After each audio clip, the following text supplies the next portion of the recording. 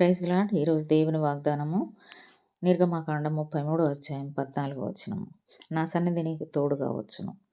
ఈ వచనము ఈ వాగ్దానము దేవుడు మోషేకి చేశాడనమాట. ఇశ్రాయేలీయులు పాపం చేసి దూడం చేసుకుని పాపం చేసిన తర్వాత దేవుడు మోషేకి చేసిన వాగ్దానం ఇది. వారికి తోడుగా మరి వాగ్దాన దేశానికి మరి తన దూతను పంపుతానని, కానీ తాను స్వయంగా రానని చెప్పినప్పుడు మోషే దేవుని సన్నిధి కోసం చేసిన ప్రార్థనకు దేవుడిచ్చిన హామీ లేక వాగ్దానం ఇది. ఈ వచనం దేవుని సన్నిధి తోడుగా ఉండడం ఎంత ముఖ్యమో మరి తెలియజేస్తుంది.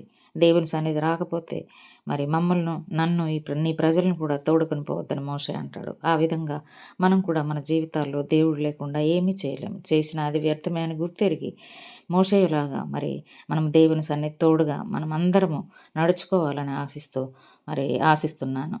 ఆమెన్. Praise the lord.